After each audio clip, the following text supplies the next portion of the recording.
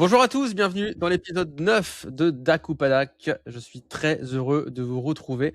On a malheureusement loupé un épisode car on a été très chargé à l'agence, mais on est très heureux car on a des tonnes de nouveautés à vous partager aujourd'hui. Mathieu, comment tu vas? Très bien, et toi, Johan?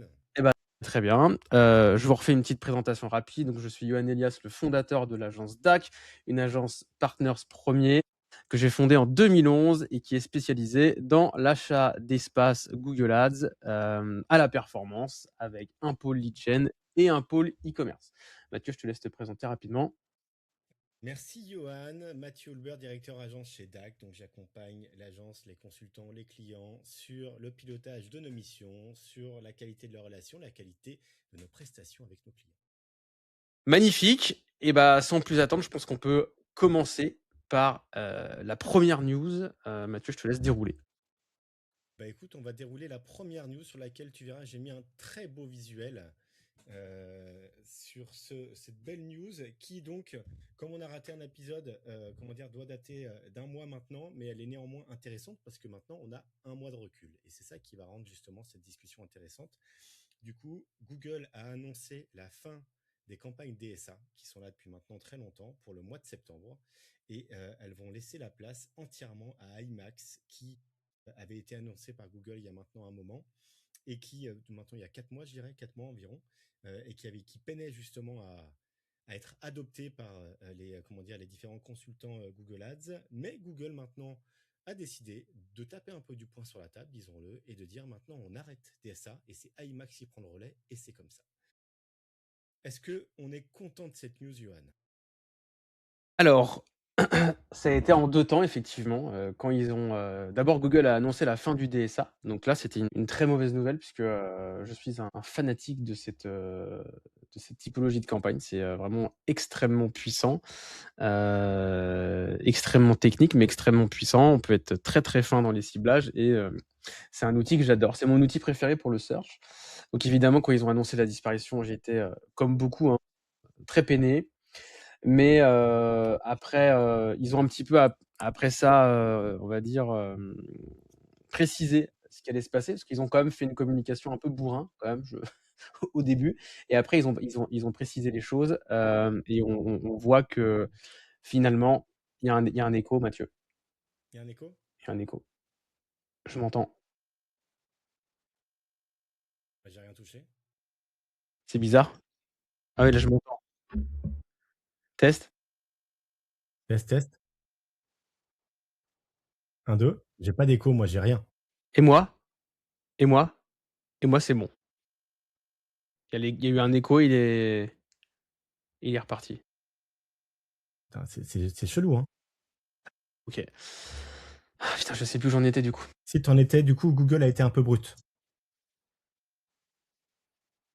Donc Google a été un peu brut, sur la communication, parce qu'ils ont dit qu'ils allaient supprimer complètement DSA et en fait, c'est pas vraiment une suppression, c'est une migration. C'est-à-dire que DSA va être migré vers IMAX et on va conserver, la quasi-totalité des fonctionnalités DSA pour les migrer vers IMAX, hein. Donc le DSA, effectivement, on ne va pas choisir de mots-clés, IMAX non plus. Donc finalement, ça ressemble un petit peu en termes d'outils. Et donc, du coup, on va pouvoir quand même avoir pas mal de caractéristiques du DSA qui vont être migrées vers IMAX. Il y a des outils maintenant qui commencent à être déployés dans les comptes de migration pour transformer vos DSA en IMAX. On conseille de les faire assez rapidement, ces migrations, parce qu'effectivement, à partir de septembre 2026, ça va être obligatoire. Elles vont être migrées de manière assez automatique. Ça peut rappeler la migration shopping vers smart shopping, peut-être 10 ans maintenant, qui avait été très, très douloureuse pour certains annonceurs qui n'avaient pas voulu, le faire et qui avaient, laissé les algorithmes Google faire les migrations automatiques avec des grosses chutes de performance. Donc là, nous, on vous conseille quand même d'aller les faire en amont, de préparer la migration et de commencer à faire du IMAX. Alors peut-être que du coup, les DSA, pimpés à IMAX feront du volume parce que pour l'instant, ce qu'on voit quand même, c'est que les IMAX, en tout cas sur l'ensemble de nos comptes, ne font pas de volume ou très, très peu. Donc peut-être une DSA migrée fera un peu plus de volume que, du search, où le IMAX est activé, quoi. Donc finalement, au début, quand c'est sorti, c'était, un peu un vent de panique. D'ailleurs, on l'a vu sur LinkedIn dans la communauté, tout le monde s'est un peu enflammé. Moi le premier, hein, vu l'image. C'est tout à fait l'image qu'on a postée pour cette occasion, ouais. Exactement. Donc, mais finalement, voilà, après, quelques ateliers avec Google, on voit que finalement, c'était sûrement une communication un peu trop brutale et que, bon, on va se retrouver avec quelque chose qui va être finalement assez, en gérant bien la transition, ça va bien se passer, quoi. Et un point important à souligner, Johan, tu as raison, c'est, pourquoi Google cherche absolument à pousser IMAX? Alors, pour Google cherche absolument à pousser IMAX parce que, c'est sur les prochains outils qui arrivent, les AI, Overview, et les AI Mode, où les requêtes des internautes vont être de plus en plus longues, voire des phrases, voire des vocaux, voire, des pavés de texte et des prompts. Et donc du coup, IMAX va permettre de répondre à ces requêtes-là, là où le search le fait un peu moins, quoi. Enfin, c'est ce qu'ils annoncent en tout cas. C'est Alors ce qu'ils effectivement, annoncent. c'est pour ça qu'en France, nous, on voit très, très peu de résultats dans IMAX, puisqu'on n'a pas encore les IA dans Google. Donc, mais a priori dans les autres pays, et on le voit sur certains comptes qu'on a, IMAX est un peu plus fort, mais c'est vrai qu'en France, pour l'instant, il se passe pas grand-chose. Mais c'est pour ça qu'il faut quand même l'activer pour se préparer à l'avenir et au AI Mode, AI Overview qui arrive dans les SERP. Tout à fait, on est d'accord. C'est un des sujets à préparer dès maintenant, donc on y va quand même un peu à marche forcée, mais on va en avoir en tout cas besoin pour être performant quand on sera sur le sujet de l'iMode. Ça va être un vrai sujet et du coup, ça nous permet de faire la transition toute trouvée avec comment dire, notre sujet du Google Marketing Live où évidemment, il y a pas mal de news qui ont été annoncées. Hop, je vais passer celle-là. On va plutôt passer directement à celle-là sur des nouveaux formats, sur des nouvelles features, sur comment dire, des nouveaux reporting également qui vont être diffusés. Et IMAX a un impact à peu près partout. Il va y avoir des sujets d'IMAX, il va y avoir de large, si je ne dis pas de bêtises, Johan. Évidemment, le sujet shopping qui va pas mal revenir, mais on va dérouler ça ensemble en regardant les nouveaux formats et les nouveautés. Il y a évidemment des grosses nouveautés, Peut-être rappeler toujours en rapidement gardant ce en que c'est tête. que le Google Marketing Live. Pardon? Peut-être rappeler ce que c'est rapidement le GML. Ah oui, oui. En effet, le Google Marketing Live, c'est la grande messe annuelle où Google va annoncer toutes les nouveautés marketing qu'il propose justement pour être encore plus fin ou pour mettre à jour justement la partie technologique de ses outils par rapport à la concurrence ou même proposer des choses qui sont nouvelles afin d'aider toujours à mieux cibler, à mieux automatiser, à être plus pertinent, à générer des assets images grâce à l'IA. On est sur ce genre de sujet et donc il y a une fois par an une grande messe annuelle qui euh, euh, montre justement ce que Google va nous proposer dans les prochains mois et surtout, ce qui est important, qui donne la tendance de l'avenir du marché publicitaire.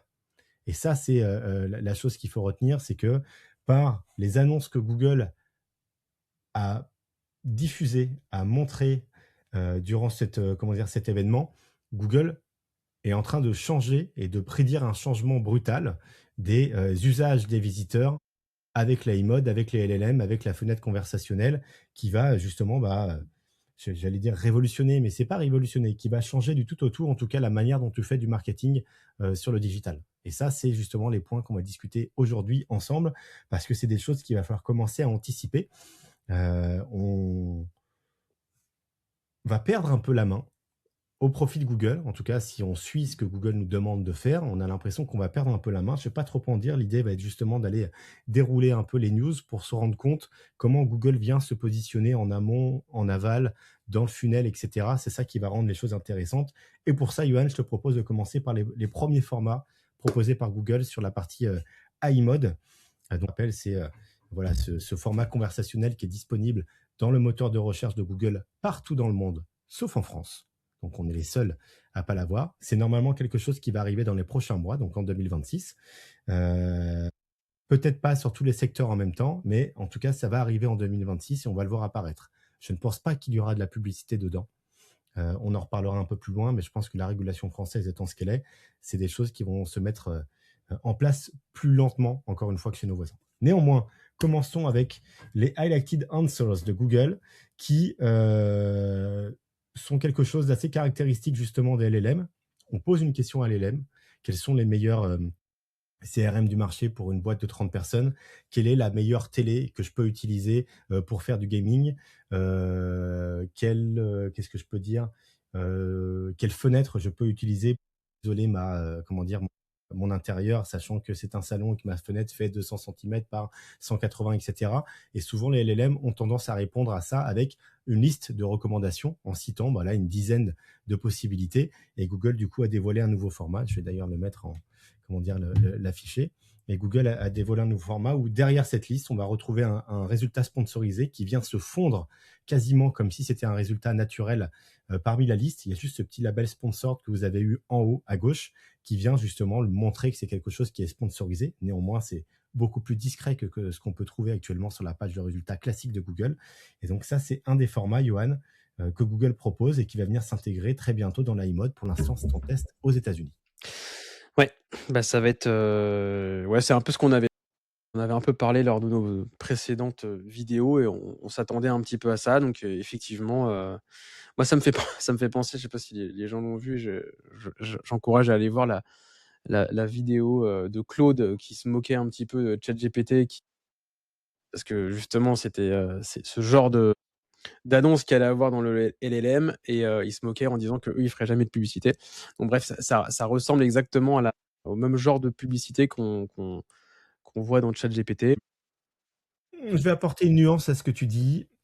Simplement, quand il disait ça, c'était par rapport à Gemini. C'était par Le rapport à fait, Gemini, OK. voilà. Mais là où tu as raison, c'est que auparavant c'était catégorique, et maintenant dans leur discours, figure-toi, coïncidence par rapport à ce que tu dis, ils commencent à ouvrir la porte au fait de faire de la publicité dans Gemini. Donc l'iMode pour eux n'étant pas Gemini, ça reste Google Search sur lequel il y a l'iMode, etc. Mais pour eux, même sur Gemini, ils n'ont pas dit qu'ils en faisaient, mais maintenant ils ne disent plus qu'ils ne vont pas en faire. Ce qui Mmh. sous-entend que ça. On va être Du coup, ce genre de publicités vont être powered by IMAX, quoi, hein. C'est grâce à IMAX et justement les requêtes énormes là qu'on va pouvoir aller cibler ce genre de longues requêtes conversationnelles et avoir son lien sponsorisé ici, quoi. Peut-être que tu pourrais justement, Johan, appuyer sur un point, c'est du IMAX, bien sûr, et derrière, c'est du IMAX configuré avec les text guidelines. Exactement. C'est-à-dire qu'effectivement, on va pouvoir, dans IMAX et même maintenant au niveau du compte, et on l'a vu aussi au GML, ils vont sortir aussi quelque chose là-dessus pour le faire au niveau du compte. On peut donner des indications pardon, à Google et des règles, et les donner même via un gros PDF avec tout ce que l'outil de Google peut utiliser dans les wordings des publicités et ne pas utiliser. Quel ton prendre en fonction des personas ciblés? Je cible tel genre de persona pour ce produit-là, il faut adopter tel ton. Sur ce second produit, je cible tel persona, il faut adopter tel ton. Tu n'as pas le droit d'utiliser ce genre de mots, gratuit, pas cher. Tu dois absolument parler de qualité, du fait que mes produits sont fabriqués en France, le fait voici les arguments euh, commerciaux qui nous différencient de nos concurrents. On fait la livraison gratuite, paiement 4 fois sans frais, voilà. On peut faire tout un gros document, text guidelines du coup, pour donner à Google tout un tas d'informations pour venir pimper les annonces et avoir effectivement quelque chose comme ça qui est parce que là c'est quand même des très très longues annonces et donc qui sont générées par l'IA. Ouais, Grâce puis derrière à des bornes qui sont mis pour aller cadrer cette IA. il faut, en effet, et c'est important de le souligner, dans le sens où, évidemment, il faut que ce soit en phase avec le discours de l'entreprise. Et il ne peut pas y avoir, en effet, de décalage entre la prise de parole sur le site ou sur d'autres supports publicitaires et la prise de parole dans les LLM. Et donc, en effet, cette partie de text guideline, qui, je crois d'ailleurs, va bientôt évoluer au profit d'un autre outil qui s'appelle iBrief. Je suis désolé pour le jargon, il va y en avoir beaucoup pendant cette vidéo, parce qu'il y a beaucoup d'annonces. Oui, c'est ça. Mais il y a, C'est voilà, iBrief iBrief qui va arriver, qui au permet niveau du compte. enfin, d'expliquer à un LLM avec ses petits doigts sur son clavier, je veux que, j'aimerais faire ci, je ne veux pas que, etc. Et également, c'est du multimodal, on pourra également transmettre des fichiers, comme tu l'as dit, Johan, permettre de venir cadrer cette prise de parole pour surtout, j'avais donné l'exemple, parce que tu as raison, on en avait parlé, Johan, j'avais donné l'exemple quand on avait parlé du luxe. Évidemment, on va jamais utiliser des mots comme promotion ou discount quand on va parler d'acteurs du luxe. C'est très bateau comme exemple, mais ça vient représenter justement les bornes qu'on peut venir fixer au champ sémantique qui sera utilisé par le LLM Et la dans façon de RStudio. parler à l'internaute, il y a des marques qui tutoient l'internaute, il y a des marques qui vouvoient l'internaute. Donc ça, évidemment, il faut pouvoir le préciser à l'algorithme, quoi, enfin, à l'IA. Exactement, je te propose de passer à la suite où là, on va être sur des choses un peu moins novatrices auxquelles on s'attendait un petit peu plus, sur du high powered shopping ads. Tout simplement, on pose une question sur, j'aimerais, voilà, là, l'exemple donné, d'ailleurs, je vais l'afficher. L'exemple donné, hop, j'aimerais trouver une machine à café Nespresso avec différents critères. Très bien, il va nous proposer une série de machines qui sont compatibles en tout cas avec les capsules expresso et rajouter un résultat shopping tout simplement en Ouais. haut. Bon, ça évidemment, Classique. c'est, classique et on le redit et on le redit et on le redit, qualité du flux du coup, hein, évidemment, plus votre flux va être quali, plus vous allez mettre des attributs, plus les images vont être propres, bah, plus vous allez sortir là-dedans et plus vous aurez des taux de clics élevés. Explique encore une fois pourquoi Google est de plus en plus strict sur la qualité de son flux, parce que ça va devenir évidemment, en plus de la page de résultats qu'on connaît, ça va être des éléments qui vont être essentiels désormais sur les réponses des LLM de Google, enfin de l'iMode. Les résultats shopping ont besoin d'être pertinents et Google ne peut pas se permettre de raconter n'importe quoi, d'où, voilà, c'est, le serrage de ceinture auquel on fait face depuis plusieurs mois sur les flux shopping, Ça c'est sûr. que je pense vous êtes nombreux à avoir subi. On a également le Business Agent for Lead qui a été annoncé. Alors ça, c'est très intéressant, Johan. Ça permet tout simplement on est plus sur de la lead gen dans ce cas-là. Ça permet tout simplement de pouvoir échanger avec un espèce de bot justement sur un sujet donné ou sur lequel on a une question. On va commencer à discuter et derrière, plac, ça vient nous proposer directement un formulaire sur lequel on peut directement rentrer les informations nécessaires qui seront évidemment configurées en amont dans la partie Google Ads. Donc, on est complètement sur de la lead gen ou sur laquelle le site de l'annonceur n'apparaît pas du tout. Ça, c'est fou. Je vais pas encore me faire des copains, mais ça sent quand même la mise à mort des revendeurs de leads, qui achètent du Google Ads et qui revendent les leads derrière. Là, ça va être directement à l'intérieur de Google, donc ils aspirent cette partie-là. Heu, c'est très puissant parce qu'évidemment, là, on va pouvoir faire, enfin, c'est très puissant, je pense, en termes de qualité de lead, pour le coup. C'est-à-dire que les leads vont être, vu toutes les questions que peuvent poser l'internaute, la qualité et en termes de qualification du lead, savoir exactement ce qu'il veut, c'est quand même, voilà. Les leads pourris, on en aura sûrement un petit peu moins. Probablement que du coup, les coûts aux leads vont exploser. C'est, en tout cas, ça change énormément de choses. Le site internet n'apparaît pas. Je précise également que les réponses qui sont données sont extraites, en tout cas à la base du site internet par Gemini. Donc, c'est lui qui va décider de comment répondre, de ce qu'il doit répondre par rapport à la compréhension qu'il va avoir de votre site sur la petite partie de chatbot là qu'on a vu au début de la vidéo. Donc, ça veut dire qu'en effet, quoi qu'il arrive, le site doit être très explicite sur ses services qu'il propose, à qui, pourquoi, comment, à quel prix, etc. Donc ça pousse, en tout cas pour l'instant, à avoir un site qui est concret, mais malheureusement, ce site maintenant ne participe plus à la génération du lead. Et derrière, par contre, ça pose des questions. Comment transite l'information directement vers le CRM de l'annonceur? Est-ce que Google a une vue sur ces informations? Au niveau de la confidentialité, il y a quand même une zone d'ombre sur le sujet qui peut être, qui est pour l'instant persistante, mais ça pose Google en tout cas comme canal primordial pour générer du lead et met de côté justement le site des annonceurs. Et ça, c'est quelque chose, Johan, qui va revenir de manière récurrente dans tout ce qu'on va voir par la suite. Bah, oui, oui, sur Shopping aussi et du coup, bah, évidemment, ça met de côté le site un peu, mais pas trop. C'est-à-dire que ça le met de côté, mais il faut quand même que le site ait un contenu béton pour pouvoir, voilà, apparaître là, quoi. Et finalement, le site là-dessus devient un peu les text guidelines de ce qu'on avait sur la partie IMAX. C'est un peu l'équivalent, l'espèce de base de données dans laquelle il peut piocher pour savoir comment il doit répondre. Le site va faire partie de ça. Donc c'est intéressant de savoir que ça va toujours servir, mais ça va servir comme une base de données et non plus comme un support de persuasion qui va fournir une expérience à des visiteurs.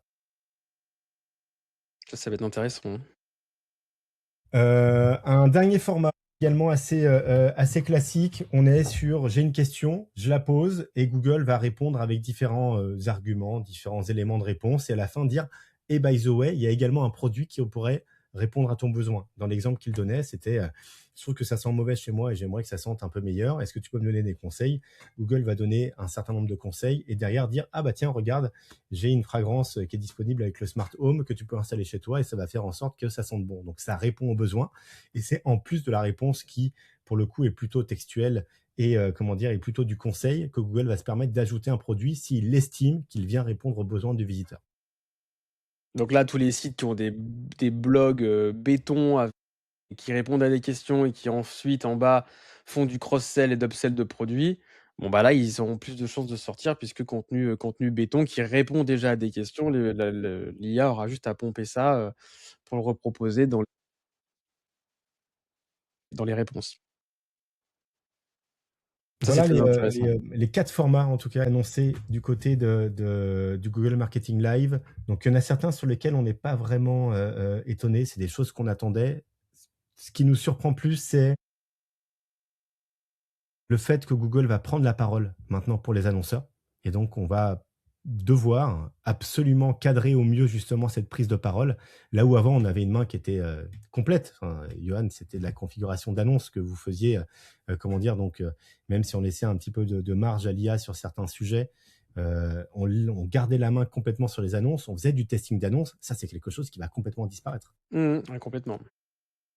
Il va falloir par contre être très, très, très, très pointu sur les text guidelines, quoi. Ça va être, primordial d'analyser, d'aller voir, j'ai hâte de voir si Google nous fournira des rapports de ce qu'il, parce que là, on voit des annonces, mais est-ce que Google nous fournira les rapports de ce qui est vraiment affiché? Et est-ce qu'on pourra lui dire: «Ah mais non, mais ça, en fait, ça, c'est pas bon, ça, c'est OK, ça, c'est pas OK». Est-ce qu'on aura quand même ce pouvoir de contrôle, de dire, d'orientation, en fait, de l'IA? Parce qu'on va lui donner effectivement les text guidelines, mais bon, heu, OK, tu les as, à quoi ça qu'est-ce que ça fait, du coup? Donc ça, j'ai hâte de voir. Ça, on n'a pas la réponse encore, hein. Je pressens que ça va être en tout cas une grande partie du métier par la suite. Ouais, Voilà, de bah, guider l'IA. dompteur d'IA. Ouais, Après dompteur d'algo. c'est ça. Changer, on change, comment dire, de paradigme et on passe en effet de dompteur d'algo à dompteur d'IA.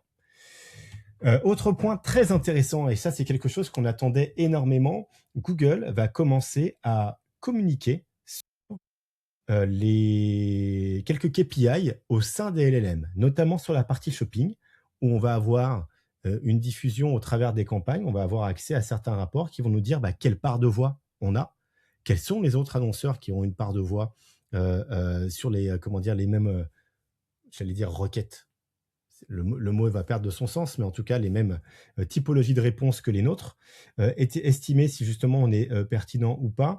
On voit d'ailleurs sur les quelques écrans que je vais ouvrir, on voit voilà, sur la partie évaluation, donc là on est sur le milieu de funnel, sur la partie purchase, on est sur le bas de funnel. Google va nous donner des informations à chacune des étapes comment dire, du funnel d'achat pour nous dire voilà, tu as ton taux de part de voix sur chacune de ces étapes.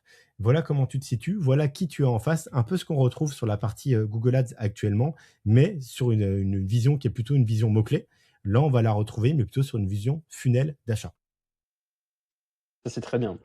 Ça va être intéressant. Ils ont annoncé aussi, via un outil dont j'ai oublié le nom, AI quelque chose, qu'on pourra aussi optimiser les flux, optimiser, tout un tas et c'est comment qu'il s'appelle leur truc où tu peux tout faire là, aller faire du Gmail, aller faire du ah j'ai oublié, mais on pourra aller optimiser aussi, les Alors, on attributs à l'intérieur du flux grâce à ce nouvel outil, quoi.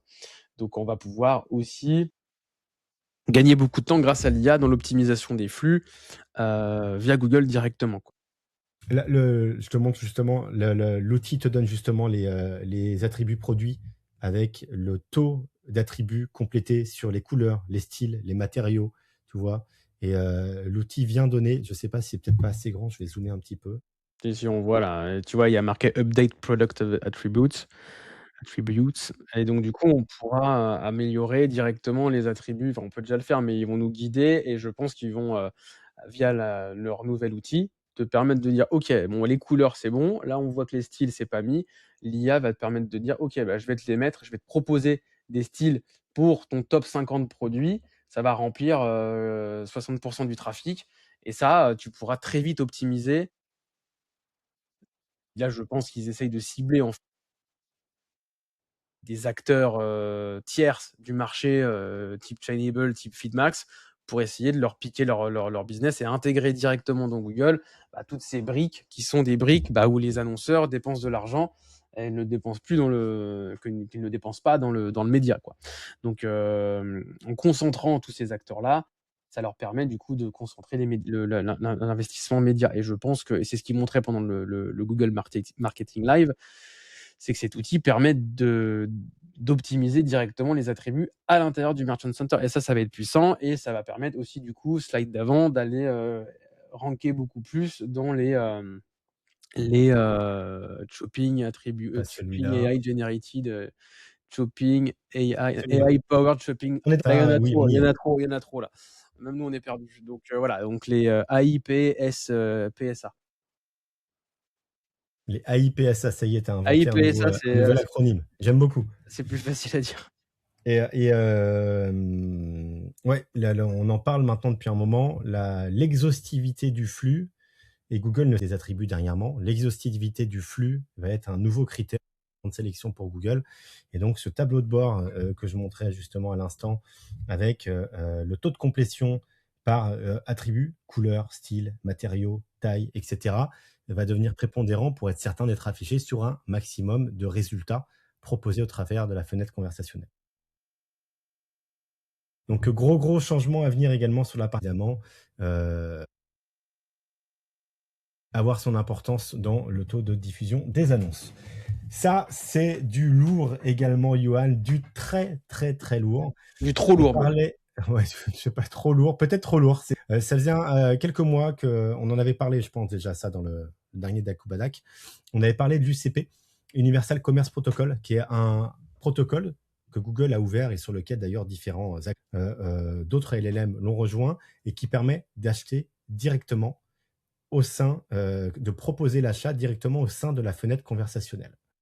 Donc, on peut acheter directement sur le LLM. Google a été encore plus loin que ça. Il a sorti également l'Universal Cart, UC. Ça veut dire que maintenant, vous pouvez vous balader dans votre LLM, voir des produits qui vous intéressent et les ajouter dans votre panier. Mais votre panier devient donc maintenant multisite. Et vous pouvez donc vous créer un panier sur lequel vous allez surveiller les prix, si jamais les prix baissent ou augmentent, vérifier s'il est de nouveau disponible parce qu'il était out of stock. Et donc, vous allez par exemple décider il y a une chaussure Nike, une paire de chaussures qui m'intéresse, je l'ajoute au travers de mon LLM. Et puis derrière, je fais une recherche pour une télé. Il y en a une qui me plaît, je l'ajoute également dans mon Universal Cart. Je vais pouvoir mélanger les produits, quelle que soit la provenance de ce produit, quel que soit le site. Tout ce qui compte maintenant, c'est que cela provient d'un flux shopping qui va être mis à disposition à l'iMode de Google, qui va être diffusé au travers de Shopping et qui pourrait être manipulé en tant qu'user au travers de l'Universal Cart. Et ça, ça change tout. Ah, c'est incroyable. C'est incroyable. Donc là, la target de Google, c'est évidemment Amazon, hein, qui le fait plus ou moins. Mais c'est ultra puissant. On n'est pas prêt de le voir arriver en France, je pense, mais Non, je pense pas. waouh, enfin, moi, quand ils ont sorti ça, j'avais comme dans les dessins animés, j'ai ma mâchoire qui est tombée sur la table. C'est vraiment, c'est incroyable parce que là, le Ça change tout. panier multi-annonceur, c'est complètement dingue, quoi. Alors, en fonction d'une réponse, tiens, il faut que tu achètes, je veux refaire ma cuisine, je veux refaire ma chambre. Ah bah tiens, tu prends les rideaux ici, tu prends le parquet ici, tu prends machin ici. Incroyable. Même là, pour le coup, pour l'internaute, en termes de simplicité, et c'est génial, quoi. C'est génial. Donc, pour les annonceurs, c'est plus compliqué. Techniquement, comment ça se met en place, qui gère les stocks et tout, je sais pas, mais waouh! Et Là, ça, c'est la c'est news c'est complètement fou. la plus folle, je trouve, du GML. C'est complètement fou. Je vais ouvrir la boîte de Pandore parce que justement, ça a des impacts aussi qui vont être, je pense on ne soupçonne pas. Un point que je l'évoque pas là parce que c'est un peu technique également, mais ça veut dire qu'au travers de l'Universal Cart qui permet de faire le panier, on a le protocole UCP, qui permet entre guillemets de faire justement ce panier, on va dire techniquement, sachant que le service c'est Universal Cart pour le user. Par contre, derrière, Google a également sorti un autre protocole qui est l'agent paiement de protocole, qui en fait permet à Google de gérer directement le flux financier qui va être issu de cette vente. Ça veut dire que l'annonceur perd la main tant sur le panier que sur le flux financier. Et ça pose évidemment beaucoup de questions, encore une fois sur la partie confidentialité. Ça en pose également sur la partie marketing. Je te fais penser à un annonceur qu'on a, Johan. Supposons, on a un annonceur qui régulièrement propose en tout cas des produits, des complémentaires, des produits santé, tu vois, des complémentaires santé, etc. Et souvent, tu vas avoir tendance à aller chercher à faire un cross-sell dans ton panier ou avant. Là, tu n'as plus cette possibilité d'aller travailler ton panier moyen pour essayer de le faire augmenter. Oui, aussi de toute la partie fidélité. J'ai du cashback, j'ai, un programme de fidélité, j'ai des points, j'ai des machins. Comment ils gèrent ça, quoi? J'ai déjà un compte Alors, client sur cet annonceur. sur cette partie fidélité, il y a la partie loyalty, il y a des choses qui sortent sur la partie flux shopping, où tu peux faire des annonces maintenant qui sont dédiées à tes clients, en disant j'ai -5 ou j'ai -10, enfin, Oui, des mais choses si maintenant tu as qui un sont compte faisables. fidélité chez un Voilà, annonceur qui te tu peux, permet, tu peux gérer des choses comme ça.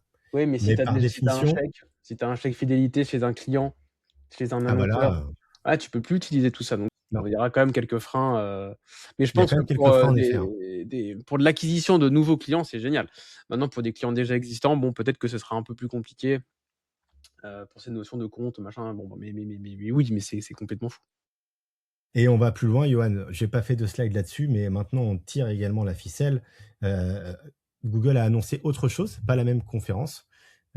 C'était la conférence, plus technique de Google qui avait lieu la semaine d'avant et Google a annoncé Gemini Spark, qui est le fait de pouvoir disposer d'un agent sur son ordinateur qui va agir de manière autonome pour aller visiter, faire des achats, récolter de l'information. Et donc Google a annoncé justement Gemini Spark durant cette conférence, a annoncé qu'il allait le mettre à disposition, je ne sais plus, été 2026 aux États-Unis, si je dis pas de bêtises.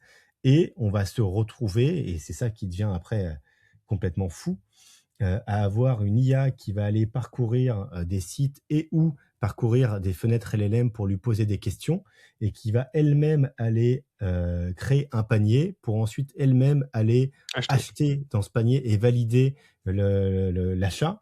Et du coup, on se pose la question. Derrière, ça pose énormément de questions, ne serait-ce que sur la partie attribution. À qui, comment dire, qui est responsable de ça? Qui est responsable de cette conversion? Si c'est Google qui gère l'agent autonome qui pousse vers iMode, on peut supposer que je dis pas trop de bêtises sur le sujet, ce serait étonnant qu'il pousse vers de l'OpenAI ou du Claude.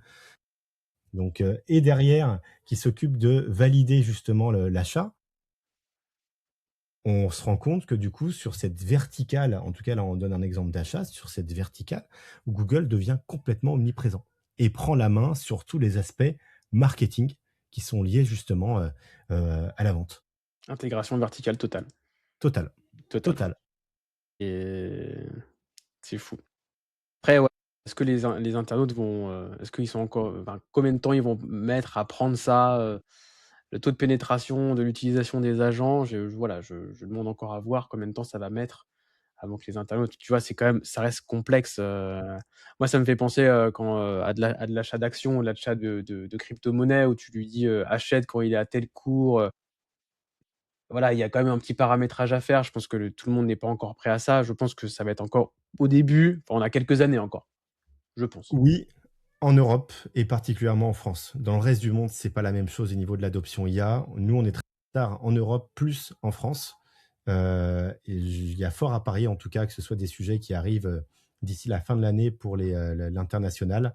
Et si, bah, du coup, vous êtes annonceur justement à l'international, ça va être des sujets pour vous. Et en Europe, c'est des choses qui vont forcément arriver, pas tout de suite, parce que là, il y a la régulation européenne, évidemment, qui va mettre son veto, en tout cas qui va demander de la régulation. Évidemment, ça ne va pas plaire aux US, mais c'est comme ça. C'est là pour protéger. Et donc, du coup, on va sans doute disposer d'un outil qui sera, je pense, vierge de publicité pendant un moment. Parce que là, en termes d'abus de position dominante, de concentration de marché, ça se pose là, quoi. Là, disons que c'est vrai qu'il n'y a plus beaucoup d'options alternatives. Si tout est fait comme ça, il n'y a plus beaucoup d'options alternatives. En tout cas, on peut le faire, mais après, c'est aussi la logique, mon cher Johan, c'est que c'est plus simple, c'est plus facile, c'est plus rapide. Donc là où avant on allait chercher l'information, maintenant grâce au LLM, l'information vient à nous. Si en plus on peut gérer le traitement de cette information, les choix, l'achat et lui déléguer ses tâches, il est sûr qu'à un moment ça va aussi dans le sens de l'histoire de faire en sorte que bah moi sur un site en train de cliquer sur un bouton acheter, j'ai pas forcément de valeur ajoutée. Donc le déléguer à un agent autonome, c'est vrai que dans l'idée, ça me paraît être une idée assez plaisante. Donc ça va forcément aller dans ce sens-là. Oui, Et mais ça bon, pose la régulation va mettre son nez là-dedans, hein. On rappellera, les CSS sur Shopping, avant il y avait pas de CSS sur Shopping, mais la régulation a dit, c'est grâce à la régulation, ou à cause d'eux qu'on a les CSS Shopping, quoi. on est bien Probablement content parce que que ça faisait des ROI qui étaient meilleurs. ouais. Et ça, on adore. Allez, on continue.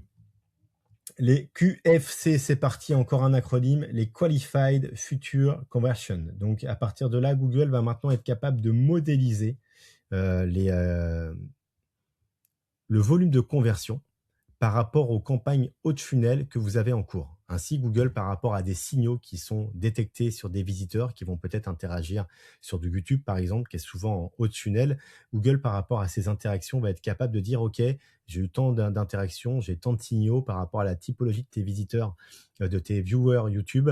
On peut supposer, quand je regarde les personnes qui convertissent et quand je regarde le volume d'interactions, que à la fin, tu auras tant de conversions qui vont être générées réelles. Ouais, ça c'est intéressant parce que du coup c'est, un des freins un petit peu à l'adoption de demand gen et des campagnes un peu plus haut de funnel pour générer de la demande et de la notoriété. C'est que, bah, Google est un peu pris à son propre piège, c'est qu'il a un outil qui est ultra puissant qui est le search et shopping et puis les annonceurs du coup mettent un peu les freins en disant: «Ah bah ouais, mais demand gen, c'est pas aussi rentable».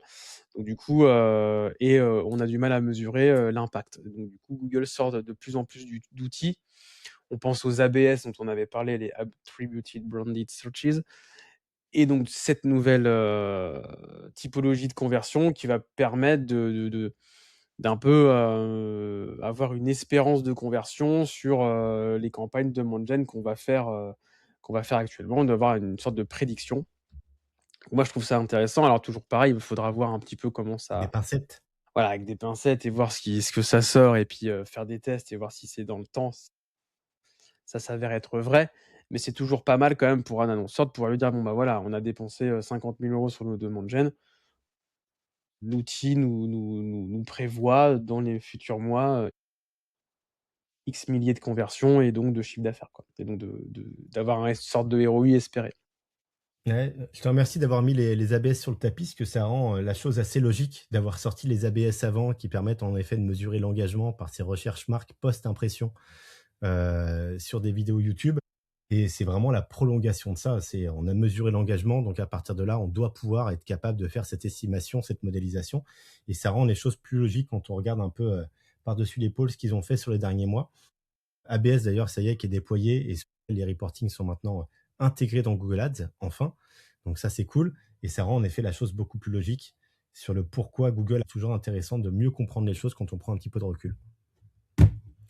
Allez, on continue. On a un autre sujet, la partie Asset Studio. Donc, on avait l'Asset Studio qui avait déjà évolué dernièrement avec la possibilité de générer des vidéos, des mises en scène ou des vidéos, des packshots produits également. Chose impressionnante, mais néanmoins basique sur le sujet et qui n'était pas forcément euh, toujours pertinente, surtout que on n'a pas cette possibilité forcément d'itérer avec le service. Donc ça génère, c'est bien, c'est pas bien. Si c'est bien, eh ben c'est cool. Par contre, si on régénère derrière, c'est pas forcément la même chose. Et si ça génère et que c'est pas bien, eh ben on peut rien en faire parce que on peut pas itérer. Du coup, Google a décidé de bosser le sujet et a fait évoluer justement le brief qu'on peut donner à l'Asset Studio avec un brief. D'ailleurs, il y a une vidéo, je vais la montrer, qui est maintenant multimodal. Donc voilà, on va envoyer de l'image, du PDF, de la vidéo, on va lui donner quelques guidelines textuelles et à partir de là, Google va générer un ensemble d'assets, cette fois, d'images, de scènes, de vidéos, qui par définition, étant donné qu'elles sont très nombreuses, on va forcément trouver notre compte dans le sujet.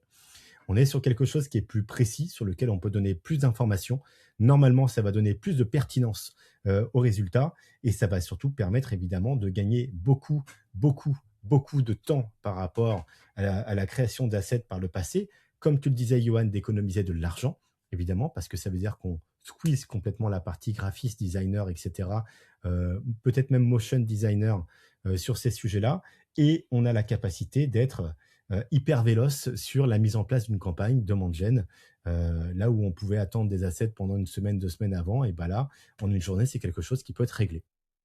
Exactement et c'est puissant parce qu'avec effectivement avec, l'intégration multimodale du petit PDF là, bah, on peut être très précis dans nos demandes et quand on a des annonceurs qui ont effectivement une une ligne édito qui est assez complexe et assez précise, bah, ça permet d'avoir des créas qui collent vraiment à ce qu'ils veulent mettre en avant et donc du coup, effectivement, ça fait gagner à la fois du temps, de l'argent et ça vient lever, des freins pour, débloquer des budgets de tests sur du demand gen, sur du YouTube Ads, tout un tas de campagnes, quoi. Parce que c'est vrai qu'on est souvent sur des campagnes quand même qui sont un peu moins rentables évidemment que du search et du shopping.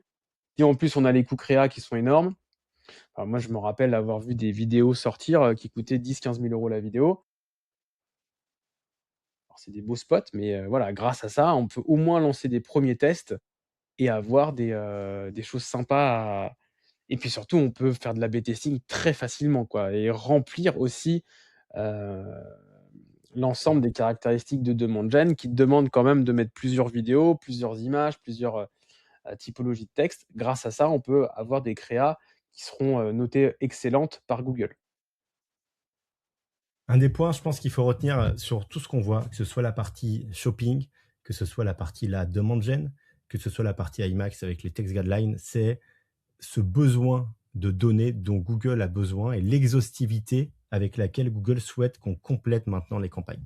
Il veut vraiment disposer de l'ensemble des assets possibles et nécessaires pour diffuser sur toutes les campagnes, ce qui implique d'avoir l'ensemble des informations pertinentes concernant votre entreprise, vos produits, vos services, votre manière de fonctionner, votre élément différenciant, votre singularité, afin d'être le plus pertinent dans les réponses possibles. Et on est vraiment sur cette bascule où, comment dire, c'est la citation d'ailleurs que j'ai passée tout à l'heure, où la partie technique va vraiment s'effacer parce qu'on va se retrouver tous avec la même puissance en termes de gestion, en termes de pilotage. Par contre, c'est la pertinence des informations et l'exhaustivité des assets qu'on va fournir qui va permettre de se différencier par rapport aux autres. Donc ça Et va être un on va gros pas, chantier. vas-y, excuse-moi. Ça va être un gros chantier de travailler avec les clients, les annonceurs, pour faire en sorte qu'ils partagent leurs infos. Et Johan, on sait que certains ne sont pas du tout chauds pour partager leurs informations à Google, mais ça va devenir un vrai enjeu. Être exhaustif, je pense que ça va être quelque chose sur lequel on va pouvoir agir assez rapidement et sur lequel il n'y aura pas trop de difficultés. Mais malheureusement, si les assets sont pas pertinents parce que on n'a pas toutes les infos nécessaires, je parle au niveau plus textuel que images et vidéos, évidemment, ça va se ressentir si les guidelines sont pas complètes, sont tronquées pour X ou Y raison. Mais il va être important en tout cas d'aller travailler au maximum l'intégration de data, d'où, je suis désolé, je fais un long monologue, d'où le fait aussi que Google travaille énormément à la mise en avant maintenant de son data manager qui intègre l'ensemble, qui est maintenant le point central pour intégrer des données dans Google Ads. Donc au Mmh. final, voilà, tout se recoupe là-dedans. Google veut votre donnée. Et Et il ça nous se donne résume à tout ça. un tas d'outils pour que ce soit de plus en plus simple de la donner et d'être exhaustif. Donc, il y a beaucoup moins de barrières techniques et de barrières, il simplifie, partout pour que ce soit simple pour tout le monde, quoi. Et ça va un peu finalement, est-ce qu'on peut pas dire finalement, Johan, que ça va un peu aussi transformer un peu notre métier comme intégrateur de données? Est-ce que c'est pas un Intégrateur peu de ça, données, tu ouais. vois, ce qu'on peut se dire sur, en fait, maintenant, si un client veut pas intégrer ses données, on peut pas lui promettre de la perf. Ouais, complètement, complètement. Intégrateur de données ou, ouais, ou nourrisseur d'IA, quoi. Mais oui, oui, c'est ça, complètement. Allez, on enchaîne sur 2 news qui sont complémentaires l'une de l'autre, mais qui sont relativement intéressantes. La première qui va aller avec la deuxième, il va être possible désormais de générer des dashboards avec Gemini directement dans Google Ads. On parle pas cette fois de dashboard opérationnel, mais on parle de dashboards qu'on pouvait très bien faire avant sur Looker et qui seront donc des outils de pilotage qu'on pourra discuter durant les réunions hebdomadaires qu'on a avec l'annonceur pour lui montrer les performances, l'évolution des CPC, que sais-je, afin justement de faire le point et d'avoir son meeting régulier de suivi, ce qui avant se posait en général plutôt sur Looker. Là, Google fait un effort et montre qu'il veut réintégrer ça dans Google Ads. Et ça va de pair avec un autre sujet qui est l'intégration également de Google Tag Manager. Donc plutôt, on va dire, une intégration en mode un peu iframe. On prend la fenêtre Tag Manager, on la met dans Google Ads. Mais GTM va rejoindre également Google Ads, ce qui montre, et ça je trouve ça intéressant pour nous, Johan, la concentration qui est en train de se produire dans Google Ads sur l'ensemble des points stratégiques d'une stratégie justement digitale, la partie tracking, la partie pilotage, la partie campagne, la partie asset, la partie intégration de données clients. Tout se retrouve, tout devient, comment dire, un paramètre de pilotage de campagne de Google Ads. Et du coup, on va devenir, et c'est notre adage chez DAC, qui est partenaire de croissance, parce que là, tout arrive au même endroit et le tracking, les assets, l'optimisation du flux aussi maintenant, hein, qui va arriver Tout à directement. fait. Donc on aura les mains sur effectivement quasiment tout le business de l'annonceur. Et ça, nous on aime bien. En tout cas, nous on aime bien parce que bon, on est du bon côté de la barrière. C'est vrai qu'en ce moment, c'est difficile pour nos CEO du Géo, qui, à mon avis, sont submergés de news, d'infos, d'algo, de questions, comment ça fonctionne, etc. Sur la partie Google Ads, Google nous donne toutes les clés pour avancer justement sur le fait de travailler sa visibilité dans son iMode. Exactement. Allez, on avance. Un petit point rapide avant de se donner une petite roadmap sur la partie demande gen, où on va pouvoir enfin, depuis la campagne demande gen et depuis l'interface Google Ads directement accéder. Et je crois que c'est peut-être de ça dont tu parlais tout à l'heure d'ailleurs, non? Tu disais, tiens, le truc qui se connecte à Google Maps, etc. C'était pas ça? Non, non, non, non, c'est Google, je le retrouverai, je le mettrai dans les commentaires de la vidéo. C'est peut-être Ask. C'est Ask, Ask. c'est ça, c'est Ask, c'est Ask. Voilà, c'est Ask. Ask, je ne l'ai pas mis là-dedans, mais juste pour nos auditeurs, c'est ce qui permet maintenant de dialoguer directement avec Google, et Ask est interconnecté à Analytics, à Ads, à Maps, et permet de faire des réponses et des recommandations sur la stratégie à adopter, voire à mettre en place des actions directement depuis la fenêtre conversationnelle dans Google Ads, qui s'appelle Ask, qui permet de piloter finalement peut-être in fine sa campagne. Et donc dans Merchant Center aussi, puisqu'il va permettre Oui, pardon. d'améliorer les attributs directement dans la. Là, on est sur la partie demande gen, du coup, qui permet de simplement accéder directement à un inventaire sur la partie YouTube et donc de dire, bah tiens, moi j'ai envie, c'est marrant parce que je pense que j'ai fait une erreur sur la slide, je vois marquer Google Maps partout, donc je pense que j'ai fait une erreur sur la slide, et c'est plutôt à YouTube, qui permet d'accéder à l'inventaire YouTube et donc de dire, tiens, j'ai envie d'être diffusé sur Thibaut InShape, et bah directement depuis la configuration d'une campagne demande gen, je vais pouvoir donc configurer justement ce besoin de visibilité qui auparavant était dédié, je crois, ça a pas mal changé, ça a pas mal bougé, il y a eu 1000 noms, qui était le hub quelque chose, j'ai Ouais, oublié le nom. Partnership Hub, un truc comme ça, ouais.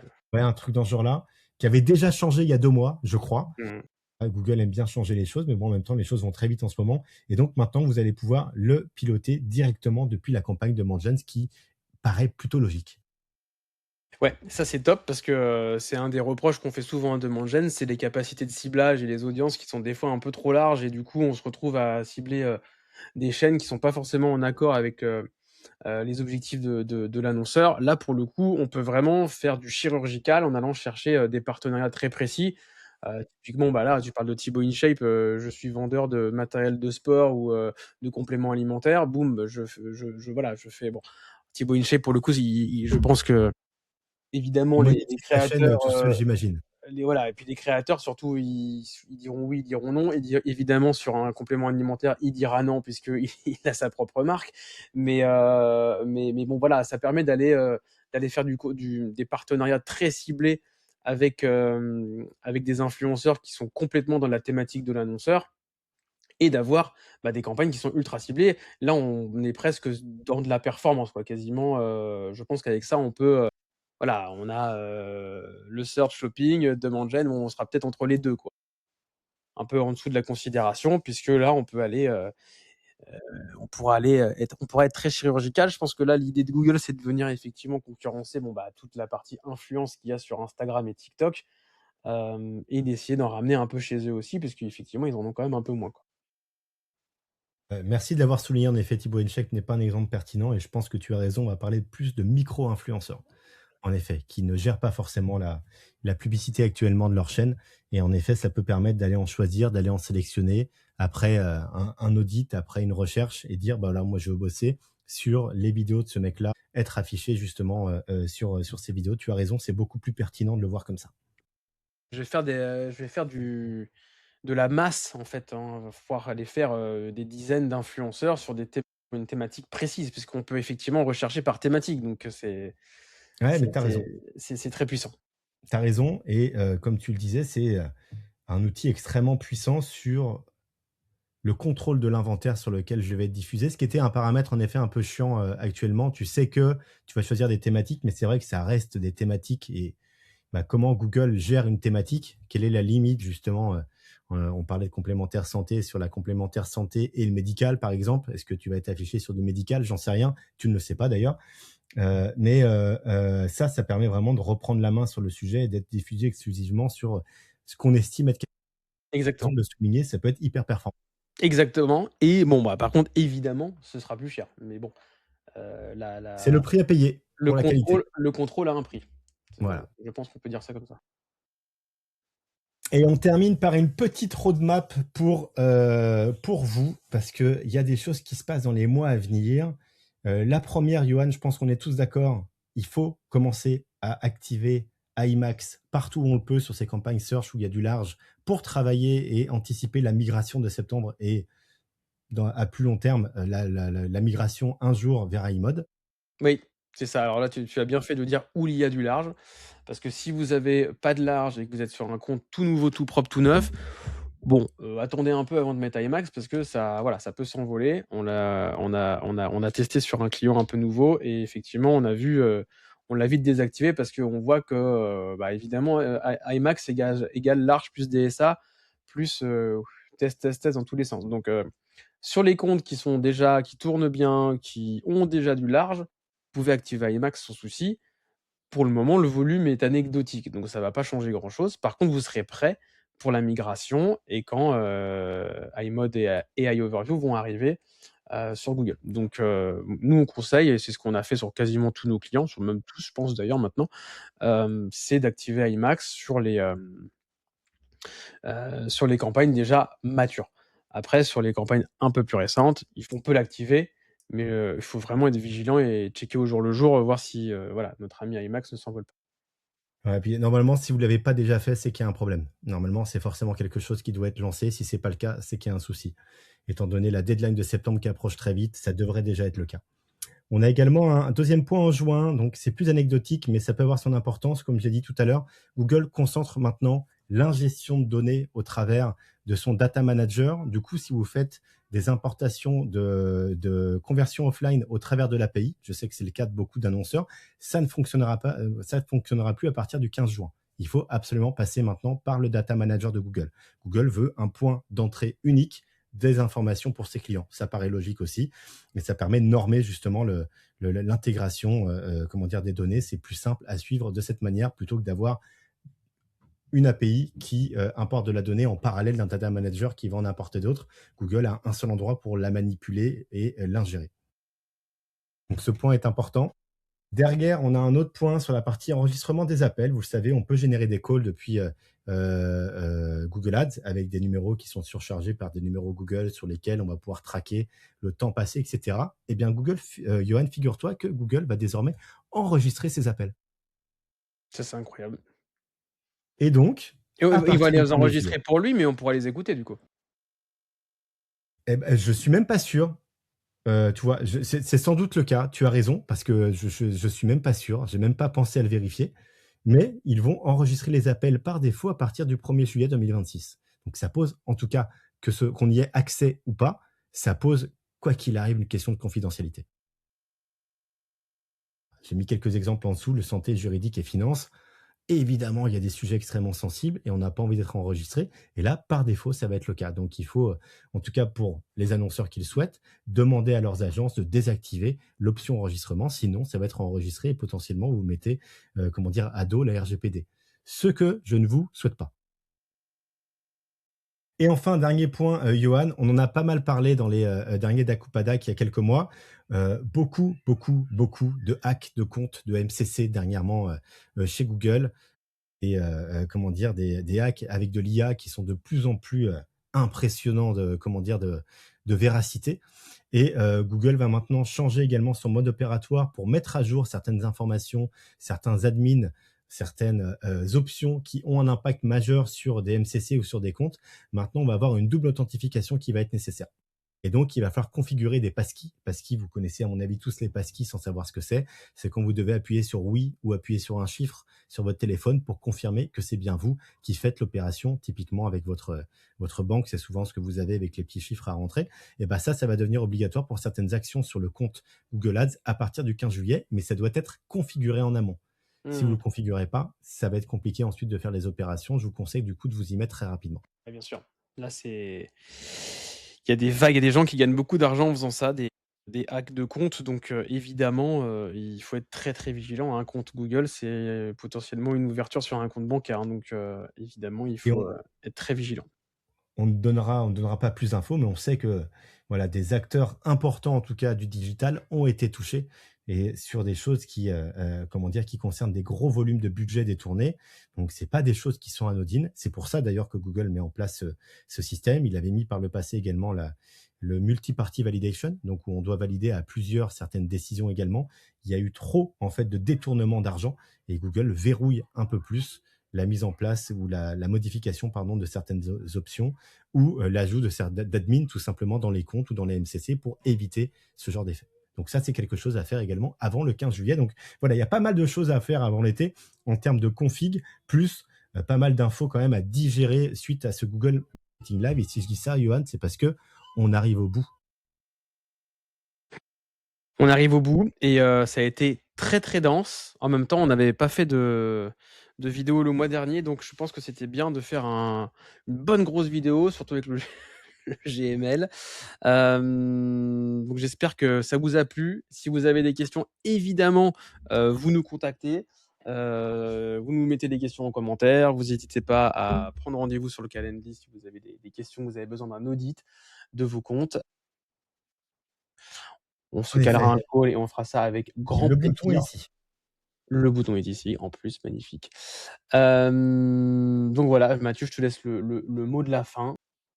Écoute, comme je disais, beaucoup d'infos à digérer.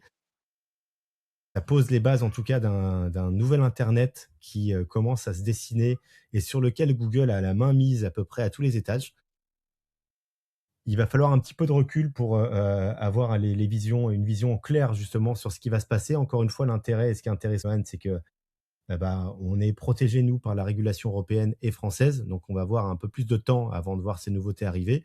Et j'espère que ça va nous laisser le temps justement de nous préparer face à ce changement qui va être drastique. Exactement, exactement. Et ça bouge beaucoup, ça bouge vite. Ah Donc oui. il faut s'adapter et être à l'affût parce qu'effectivement, là, on le voit, DSA supprimé, en septembre terminé. Donc voilà, tu as à peine le temps de digérer la nouveauté qu'il faut déjà l'avoir implémentée. Donc c'est palpitant. Eh ben, on se retrouve très vite, Johan. Cette fois, on essaye de se tenir à notre calendrier. On se retrouve, comment dire, au plus tard dans un mois, avant l'été. Et on se refait un DAC ou pas DAC pour dire si Google n'a pas encore sorti d'autres features, d'autres options, voire pris le contrôle de nos ordinateurs et taper pour nous sur les claviers, j'en sais rien. Mais on voit que là, tout est possible. Ouais, ou une puce dans notre cerveau pour prendre Voilà. le contrôle. Ouais. Mais ça va arriver. Merci à tous et n'hésitez pas à liker et à vous abonner.